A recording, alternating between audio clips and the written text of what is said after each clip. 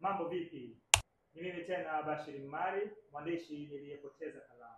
Leo katika muendelezo wa vipindi vyetu vya madhara ya matumizi ya antibiotiki kupitiliza, leo nimefanikiwa kumtembelea daktari ambaye anatibu binadamu. Atatueleza madhara na namna ambavyo jamii inaathirika kwa matumizi makubwa ya antibiotiki pasi na umuhimu au pasi na mahitaji. Karibu daktari.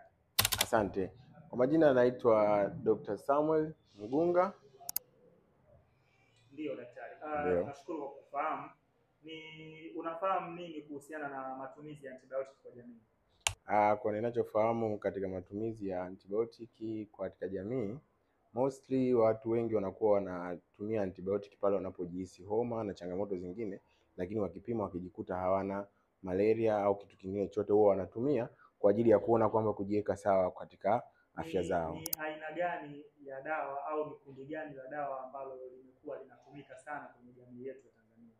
Kwenye jamii yetu ya Tanzania, ukizungumzia neno Azuma au ukitaja Azuma, almost nadhani kila mtu au vijana wote wanaifahamu, na pia ni mara nyingi pia imezungumziwa kwenye mitandao ya kijamii na kwenye sehemu mbalimbali za taarifa. Azuma hivi huwa inatibu nini? Kwa sababu pia nimejaribu kuuliza jamii mbalimbali, nimepata majibu kama hayo yanayofanana.